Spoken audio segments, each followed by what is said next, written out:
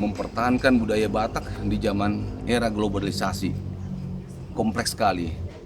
Budaya Batak kalau tidak diajarkan oleh orang tua, sulit dia dapat dari luar. Kalaupun dia bisa mengikuti keluarga yang lain, bukan bagian daripada apa yang diharapkan orang tua. Bagi saya, budaya Batak harus dilestarikan. Persoalan sekarang adalah siapa atau bagaimana atau pelaksanaan adat istiadat ini bisa lestari. Harus memahami adat Batak itu sendiri. Kalau kita mau melihat bagaimana supaya bertahan, memang harus ada ya penyederhanaan salah satu.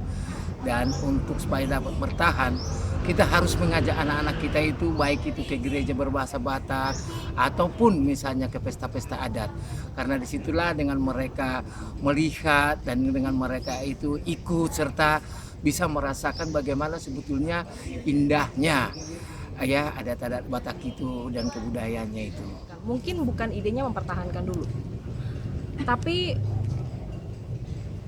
biarkanlah itu jadi pilihan untuk anak muda sebagai satu konsep atau filosofi atau ide atau apapun itu untuk anak muda, bersamaan dengan diperkenalkannya dia dengan konsep dan filosofi yang ada di dunia atau ada di masyarakat. Biar dia sebagai pribadi yang bertumbuh dewasa akan bisa memilih mana yang lebih baik. Kayak saya terekspos banyak dengan budaya Batak karena dulu saya aktif di anak muda Batak. Cuma saya juga aktif dengan kampus. Kemudian saya kampus yang isinya orang dari berbagai suku di Indonesia. Kemudian saya aktif juga di kantor berinteraksi dengan orang dari berbagai suku di dunia. Globalisasi, mereka juga punya filosofi yang berbeda-beda. Tapi kemudian kembali kepada saya mau memilih filosofi yang mana, dan tidak ada yang perlu memaksa saya untuk tahu saya harus mengingat yang mana, saya harus pakai yang mana. It's my choice. I decide which philosophy is good for me. Tapi saya bersyukur sekali orang tua saya memperkenalkan saya dengan filosofi Batak. That's it. Kita harus berbuat, itu yang paling penting, berbuat. Kalau kita tidak berbuat, ya tidak mungkin ada perbaikan dalam hidup kita.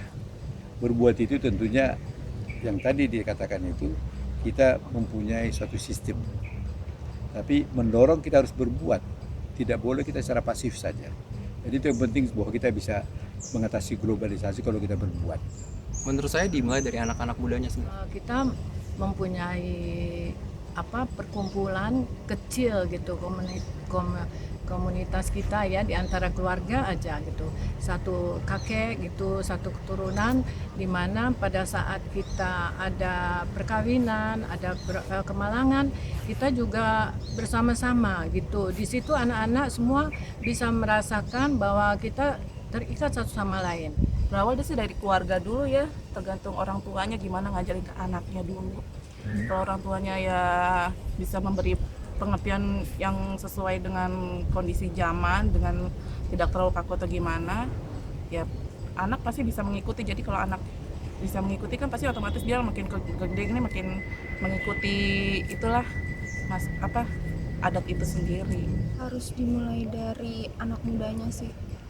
Ya ikut acara-acara yang sering kita lakukan lah, ibaratnya kayak ini kita kan mau ngadain acara partangyangan ya, istilahnya kumpul-kumpul bareng lah untuk yang ya dari yang kecil aja dulu dari kayak wilayah 1, wilayah 2 gitu. Itu kan kalau dengan sering kumpul dia akan kebentuk, terus anak-anaknya dibawa, terus nanti ada generasi penerus lagi. Nah, makanya yang muda-muda nih sebaiknya sih ikut ya, karena kalau nggak dari yang muda kita nggak akan bisa buat ini terus ada gitu, karena akan kalau misalnya di orang tua terus bisa berhenti, sayang menurut. Yang pasti ya itu adanya suatu pendidikan mungkin melalui kebudayaan Batak itu sendiri dari orang tua kita mengajarkan kepada anak-anaknya, terutama anak muda, bagaimana sebenarnya filosofi Batak baik itu secara komunitas, secara komunal ataupun secara sosialisasi, dan perlunya ada semacam flashback bagaimana perjalanan orang Batak dulu sampai saat ini bisa ada di tengah-tengah, ada yang merantau, ada yang tetap ditinggal di kampung, dan bagaimana